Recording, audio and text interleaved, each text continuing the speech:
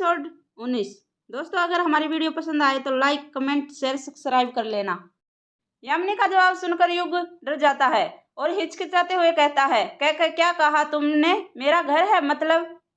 यामिनी हंसते हुए कहती है, मेरा घर नहीं बाबू, मैंने कहा है वो यक्षिणी का घर है। यामिनी हंसते हुए कहती है, मेरा घर नहीं बाबू, मैंने कहा वो तो यक्षिणी का घर है ना। यामिनी की बात सुनकर युग कुछ नहीं कहता, बस वो हाँ में अपना सिर हिला देता है। युग अभी भी यामिनी को देख कर घबरा रहा था। वो फैसला नहीं कर पा रहा था कि उसके सामने जो लड़की बैठी थी वो यामिनी ही है या फिर अक्षिणी। यामिनी धीरे से कहती है, सुना है आज से 13 साल पहले उस गिरवी कोठी में ही उसे यक्षिणी को कैद किया गया था। कहीं आप वो कोठी खोलकर उसे कैद से रिहा तो नहीं कर दिया? युग मन ही मन सोचने लग जाता है, यह पता करने तो मैं गिरवी कोठी में जा रहा हूँ। पता नहीं अभिमन्यु ने सारी तैयारी कर रखी होगी या नहीं। मुझे कैसे भी करके पूर्णिमा आने से पहले ये पता करना होगा कि यक्षिणी गिरवी कोठी के अंदर है या नहीं।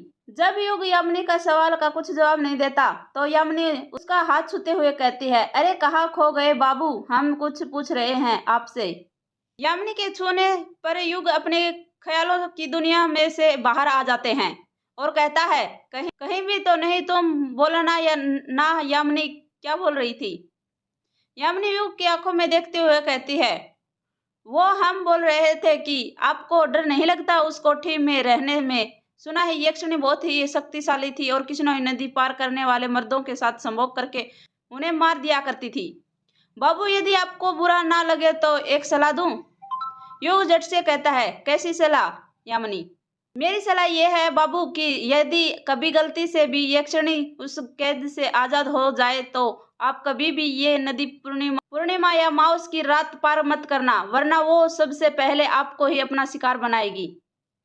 यामिनी की यह बात सुनकर युग का गला सूख गया था। युग यामिनी से नजर मिलाते हुए कहता है, क्यों? तुम ऐसा क्यों बोल रही हो यामिनी? यामिनी बेफिक्र होकर बोलती है, क्यों? क्या क्यों बाबू, आप दिखते ही इतने अच्छे हो कि आपको देखते ही किसी भी लड़की का आप पर दिल आ जाएगा। तो फिर वो तो यक्षिणी है। अगर मैं यक्षिणी होती ना तो आपको ही अपना शिकार बनाती। यामिनी की बात सुनकर युग समझ नहीं पा रहा था कि वो क्या बोले। मन ही मन मुस्कुराने लग गया था। वो पहली बार एक ऐसी गांव की लड़की को देख रहा था जो ऐसे बेधड़क होकर बातें कर रही थी। यामिनी को देखकर कई बार युग को उसी एक्स गर्लफ्रेंड शालिनी की याद आ गई थी। युग की जिंदगी में शालिनी के चल जाने के बाद आज तक युग ने किसी लड़की से इतनी बातें नहीं की थी जितनी नदी पार करते वक्त उसने यामिनी से कर ली थी। पता नहीं क्या जादू था यामिनी के चेहरे और बदन में, जिसे युग का चाहकर भी अपने आप को यामिनी से बात करने से नहीं रोक पाया था। इस तरफ गिरवी कोठी के अंदर अभिमन्यु, कायर और कछुआ साथ साथ जमीन पर बैठे हुए थे। उन तीनों के सामने शराब की 3 बोतल रखी हुई थी, साथ ही कुछ डिस्पोजल और 2 बिस्लेरी पानी की बोतल थी। कछुआ उबलते हुए कहता है, यार तुम लोग किसका इंतजार कर रहे हो? बोतल सामने रखी है, जल्दी जल्दी पैक बनाओ ना और कार्यक्रम शुरू करो। कायर कछुए पर बिचकते हुए कहता है, अरे पागल, पहले युग को तो आने दे। जिसकी कोठी है उसी की इजाजत के बिना कार्यक्रम शुरू कर दें क्या? यार इसमें इजाजत वाली क्या बात है? युग दोस्त है हमारा, वो थोड़ी हमसे उसके घर के कार्यक्रम करने से मना करेगा। आखिर वो दोस्त ही क्या जिसे प्रॉपर्टी यूज करने के लिए पहले उसकी इजाजत लेनी पड़ती है।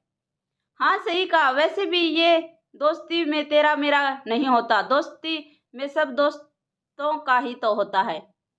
कायर अभिमन्यु के कंधों पर हाथ मारते हुए कहता है, क्यों अभिमन्यु, क्या बोलता है? शुरू करे कार्यक्रम। अभिमन्यु कायर की बात का कुछ जवाब नहीं देता है। वो तो मन ही मन कायर और कछुए की गालियां दे रहा था। सोच रहा था कि पता नहीं इन दोनों कमीनों कैसे भनक लग गई थी कि मैं यहाँ पर हूँ और साले यहाँ पर आ गए कार्यक्रम करने। सोचा था कि आज अपने भूत पकड़ने वाली डिवाइस की मदद की यक्षिणी का पता लगाऊंगा कि वो गिरवी कोठी में है या नहीं, पर इन दोनों बेवकूफों ने सब चौपट कर दिया। बचपन में भी ये दोनों मेरे सारे काम बिगाड़या करते थे और अभी भी काम बिगाड़ने लगे हुए हैं। अभिमन्यु ये सब सोच ही रहा था कि तभी कछुआ शराब की बोतल को अपने हाथ में लेता हुआ उसे चूमते हुए कहता है, बस जान थोड़ी देर। अभिमन्यु कछुए को घूरते हुए मन ही मन सोचता है, ये कछुआ देखने में तो हड्डी का ढांचा है, पर पता नहीं इतनी कैसे पी लेता है, कुत्ता कहीं का, हरामी साला। कछुआ अपनी जगह से उठते हुए कहता है, यार तुम दोनों बैठो, मैं हल्का होकर आता हूँ, वरना शराब पीने के बाद हल्का होने गया तो तब तक गड़बड़ हो जाएगी। इतना कहकर कछुआ अपनी जगह से उठ जाता है। वो अभी 1-2 कदम चलता है कि तभी उसके पैर लड़खड़ा जाते हैं और वो धड़ाम से फर्श पर गिर जाता है। कायर ठक्के मारते हुए कहता है, हा हा हा, इसे कछुए के तो बिना पिए ही पैर लड़खड़ा रहे हैं, पता नहीं इसका पीने के बाद क्या हाल होगा। कछुआ उठते हुए कहता है, यार जरूर कोई मुझे गाली दे रहा है, तभी मैं गिरा। मेरी दादी कहती है हमें अक्सर ठोकर तभी लगती है जब आपको कोई करीब दोस्त आपको गाली दे रहा हो। जैसे ही अभिमन्यु कछुए की मुंह से कहकर बात सुनता है तो घबराते हुए कहता है, क्या कहा तूने? तेरा कोई दोस्त तुझे गाली दे रहा है? कौन है? जरा बता तो मुझे, किसी की हिम्मत हुई मेरे प्यारे कछुए को दोस्त को गाली देने की? कछुआ अपनी कोहनी मलते हुए कहता है, पता नहीं कौन है, एक बार पता चल जाएगा उसे दगाबाज दोस्त के बारे में, फिर देखना कैसे उसे गाली देकर गिराता हूँ। अभिमन्यु मुंह बनाते हुए मन ही मन सोचने लग जाता है, ये गाली देने असर तो सच में होता है।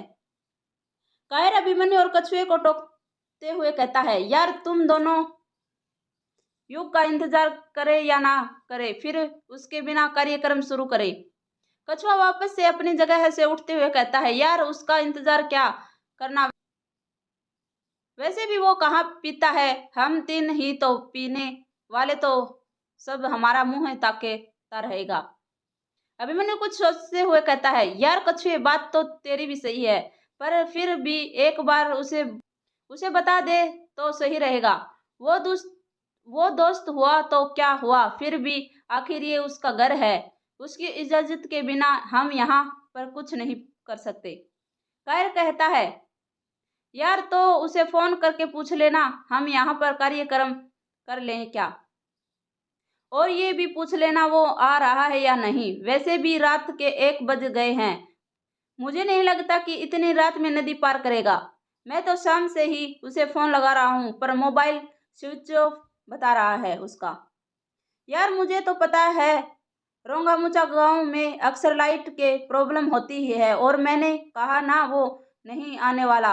आज 13 साल बाद अपने रिश्तेदारों से मिलने गया है, तो एक दिन तो वहां पर रुक कर ही आएगा ना। कछुआ कायर का साथ देते हुए कहता है, यार मुझे तो कायर की बात में दम लगता है, मुझे भी यही लगता है कि युग नहीं आने वाला। यार बात तो तेरी भी सही है, पर कुछ देर इंतजार करके देखते हैं, हो सकता है आ जाए, क्योंकि उसे यहाँ पर एक बहुत जरूरी काम करना है। कायर और कछुआ दोनों एक साथ पूछते हैं, कैसा काम? अभिमन्यु घबराते हुए कहता है और सोचने लगता है कि ये जल्दीबाजी में उसे मुंह से क्या निकल गया। कायर अभिमन्यु पर दबाव बनाते हुए कहता है, अभिमन्यु तू चुप क्यों हो गया, बताना क्या जरूरी काम है युग से। युग को जो आज रात ही उसे यहाँ पर आना पड़ा। अभिमन्यु बहाना बनाते हुए कहता है, अरे तुम दोनों को तो पता ही है ना, युग यहाँ पर ऑर्गेनिक खेती का स्टार्टर ऐप, तो उसी पर आज रात हम दोनों लंबी डिस्कशन करने वाले थे, तो ये जरूरी काम हुआ ना, रिश्तेदार थोड़ी ज्यादा इम्पोर्टेंट है। यार युग के लिए उसका काम ज्यादा इम्पोर्टेंट है या नहीं, या उसके रिश्तेदार, इसका फैसला बाद में हो जाएगा, पर अभी मेरे लिए टॉयलेट जाना ज्यादा मोह है, वरना टैंक यहीं पर खाली हो जाएगा। इतना कहकर कछुआ भागते हुए बाथरूम की तरफ जाने लग जाता है। इस तरफ यामिनी और युग किश्नोई नदी पर बंगाल मुड़ा घाट के किनारे पर पहुंचने वाले थे। युग अभी भी यामिनी को देखे जा रहा था। उसकी उसे नज़र ही नहीं हट रही थी। पता नहीं क्या जादू कर दिया था यामिनी ने युग के ऊपर। यामिनी डोंगी का चप्पू चला ही रही थी, वो चप्पू चलाना रोक देती है और कहती है, बाबू बंगला मुड़ा घाट आ गया है। युग अपने ख्यालों की दुनिया में से बाहर आते हुए कहता है, क्या कहा, घाट आ गया इतनी जल्दी? जल्दी कहाँ बाबू, पूरा आधा घंटा लगा है नदी पार करने में। अरे आधा घंटा हो गया, मुझे तो पता ही नहीं चला तुम्हारे साथ बातें करते करते। युग ने इतना ही कहा था कि तभी आसमान में जोर से बिजली चमकती है। यामिनी बादलों को देखते हुए कहती है, लगता है आज रात जमकर बारिश होने वाली है। हाँ मुझे भी यही लगता है, मुझे जल्दी गिरवी कोठी पहुंचना चाहिए। तुम भी निकलो वरना यहीं पर फंस जाओगी। वैसे यदि तुम चाहो तो मेरे साथ गिरवी कोठी चल सकती हो। नहीं अभी नहीं, अभी वक्त नहीं आया है, जब वक्त आएगा तब मैं खुद आ जाऊंगी। युग ने हैरानी के साथ कहा, क्या कहा तुमने? मैंने कहा बाबू अभी मैं नहीं आ सकती, घर पर मेरे बीमार बाबा मेरा इंतजार कर रहे हैं ना। अरे हाँ मैं तो भूल ही गया था कि तुम्हारे बाबा भी हैं एक। इतना कहकर युग अपने पैंट की जेब में से फर्श निकालता है और उसमें से 200 रुपये निकालकर यामिनी को दे देता है। यामिनी झट से वो पैसे ले लेती है। यामिनी के चेहरे की मुस्कान देखकर ऐसा लग रहा था जैसे उसने उन पैसों की सख्त जरूरत है। युग डोगी से नीचे उतरने लग जाता है, पर तभी उसके कमल के फूलों की खुशबू आने लग जाती है और वो जहाँ पर था वहीं पर रुक जाता है। धीरे धीरे कमल के फूलों की खुशबू लग गई थी और सीधे युग के नथुनों में घुसने लग गई थी। कमल के फूल की खुशबू यामिनी के पास से आ रही थी। युग खुशबू को सूंघते हुए यामिनी के पास जाने लग जाता है। यामिनी घबराते हुए कहती है, ये आप क्या कर रहे हैं बाबू, हमारे करीब क्यों आ रहे हो इतना? युग यामिनी का सवाल का कुछ जवाब नहीं देती। कमल के फूलों के खुशबू में युग इतना मदहोश हो गया था कि उसको अपने आप पर कुछ काबू ही नहीं रहा था। कमल के फूलों की खुशबू के एक नशा सा था। यह खुशबू यामिनी के बदन में से आ रही थी। युग यामिनी के बहुत करीब चले जाता, उतना ही करीब जितना फूल उसके पत्तियों के रहता है। युग यामिनी के इतने करीब पहुंच गया था कि यदि एक कदम भी वो आगे बढ़ता है तो उसके होठ यामिनी के होठों से टकरा जाते हैं। युग वहीं पर रुक जाता है और हड़बड़ाते हुए कहता है, ये खुशबू मैं। युग बार बार यही बड़बड़ाए जा रहा था। यामिनी युग की आंखों में देखने लग जाती है। युग यामिनी की आंखों में लग काजल की गहराई में खो जाता है। यामिनी के बाल डोंगे में बैठने से पहले खुले हुए थे, पर पता नहीं कब उसने उन बालों का एक बड़ा सा जूड़ा बना लिया था। उन्हीं बालों में से एक कमल का फूल लगा हुआ था। यामिनी वो फूल अपने बालों में से निकालते हुए युग को देते हुए कहती है, ये खुशबू इसमें से आ रही है। युग उसे फूल को अपने हाथों में पकड़ते हुए कहता है, अच्छा तो इससे आ रही है वो खुशबू, पर यामिनी बालों में कौन कमल का फूल लगाता है?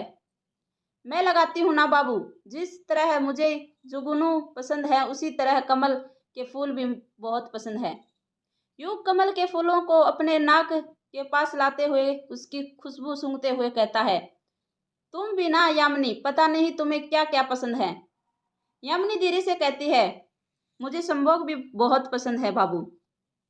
जैसे ही युग यामिनी के मुंह से ये बात सुनता है तो उसका सर घूमने लग जाता है और वो चक्कर खाकर धड़ाम से डोंगी पर ही गिर जाता है। इस तरह गिरवी कोठी के अंदर युग के दोस्त अभी भी उसके वापस आने का इंतजार कर रहे थे। उन्हें कार्यक्रम शुरू नहीं किया था। कायर, कछुआ और अभिमन्यु तीनों की नजर शराब की बोतल पर गड़ी हुई थी। वो तीनों यह सोच रहे थे कि कब युग आए और कब उसे वो खोलेंगे। कायर उबलते हुए कहता है, यार अब ना मुझे एक पल भी सब्र नहीं होता, मैं नहीं कर सकता युग का इंतजार। उसे आना होता तो वो आ चुका होता। मेरी बात मानो, वो वहीं उसके बड़े पापा के घर रुक गया होगा। हमें कार्यक्रम शुरू कर देना चाहिए। कछुआ भी कायर का साथ देते हुए कहता है, हाँ यार तू ठीक कहता है, अब मुझे भी और इंतजार नहीं होता। इसे अच्छा तो हम लोग हमारे घर पर प्रोग्राम कर लेते। अभिमन्यु मुंह बनाते हुए कहता है, क्या कहा तूने, तेरे घर? कछुए बोलने से पहले जरा सोच तो लिया कर कि क्या बोल रहा है। अगर तेरे घर में प्रोग्राम करते ना तो सारी शराब तो तेरी दादी पी जाती। याद है ना, पिछली बार जितनी बोतल हमें तीनों ने मिलकर खाली नहीं की थी उतनी तेरी दादी ने अकेली कर दी थी। कछुआ शर्माते हुए कहता है, यार वो तो दादी है, वो भी अपने जमाने की शेरनी थी। तुम्हें नहीं पता, मेरी दादी ने ना बड़े बड़े कामों को आजमा दिया है। दादी ने मुझे बताया था कि एक बार जब किशनोई नदी पर उन्हें वहां पर यक्षिणी को देखा था। कछुआ अपनी बात पूरी करता उससे पहले ही कायर उसे बीच में टोकते हुए कहता है, यार तूने तो अभी पी भी नहीं है और अपने पीने का पहले ही फेंक रहा है। यार मैं फेंक नहीं रहा हूँ, सच बता रहा हूँ, दादी की कसम। उन्होंने ही जब कछुआ अपनी दादी की कसम खाता है तो कायर और अभिमन्यु दोनों को उस बात पर भरोसा हो जाता है, क्योंकि कछुआ अपनी दादी से बहुत प्यार करता था, कभी उनकी झूठी कसम नहीं खा सकता था। अभिमन्यु गहरी सांस लेते हुए कहता है, तो फिर यक्षिणी ने तेरी दादी को अपना शिकार नहीं बनाया? कैसे बनाती, दादी मर्द थोड़ी थी, यक्षिणी तो मर्दों को अपना शिकार बनाती थी ना, वो भी उनके साथ संभोग करके। कायर कछुए को देखते हुए कहता है, तो फिर यक्षिणी ने तेरी दादी को ऐसे ही जाने दिया बिना कुछ करे? यार इसके बारे में तो मैंने पूछा ही नहीं, पर बस दादी ने मुझे यही बताया था कि उन्होंने और यक्षिणी का एक बार आमना सामना हुआ था, वो भी किश्नोई नदी पर। अब दादी भी एक जिंदा है तो जाहिर सी बात है यक्षिणी ने उन्हें जाने दिया होगा। अभिमन्यु खुश होते हुए कहता है, यार मैंने नहीं कहा था यक्षिणी अच्छी औरत है, देख ये उसकी अच्छाई का सबूत है, तभी तो उसने ये कछुए की दादी को जाने दिया। कायर अभिमन्यु की बात को डिस्क्रीन करते हुए कहता है, मैं नहीं मानता तेरी बात। मान ले अगर यक्षिणी अच्छी है तो तू ही बात कि वो मर्दों को अपना शिकार क्यों बनाया करती थी? यार विपाशा के कारण। अब कितने बार बताऊं, उस एक विपाशा मिला था जिस कारण वो बुरी बन गई थी। अभिमन्यु ने इतना ही कहा था, तभी कोई दरवाजा खटखटाता है। कछुआ डरते हुए कहता है, यार इतनी रात में कौन आया होगा? कायर बेफिक्र होकर कहता है, लगता है युग आ गया, तुम लोग अब कार्यक्रम शुरू करने की तैयारी करो, पैक बनाओ और मैं दरवाजा खोलता हूँ। इतना कहकर कायर अपनी जगह पर खड़ा होता है और दरवाजा खोलने जाता है। कछुआ शराब की और अभिमन्यु बिस्लेरी की बोतल का ढक्कन खोलने लग जाते हैं। जब कायर दरवाजा खोलता है तो उसके रोंगटे खड़े हो जाते हैं, वह मंत्रमुग्ध अवस्था में खड़ा हो जाता है। अभिमन्यु की पीछे से आवाज सुनाई देती है, क्या हुआ कायर, तू दरवाजे पर खड़ा क्यों हो गया? जल्दी अंदर आ ना, युग को लेकर। कायर कुछ जवाब ही नहीं देता, वह तो चिर अवस्था में खड़ा हुआ था। जब कायर 5 मिनट तक कुछ जवाब नहीं देता है तो अभिमन्यु और कछुआ दोनों उसके पास जाने लग जाते हैं। दरवाजे के पास आकर उन दोनों के रोंगटे खड़े हो जाते हैं। ऐसा लग रहा था जैसे तीनों ने कुछ ऐसा देख लिया था जो उन्हें नहीं देखना चाहिए था। धन्यवाद दोस्तों, अगर मेरी वीडियो पसंद आए तो लाइक, कमेंट, शेयर और सब्सक्राइब कर लेना।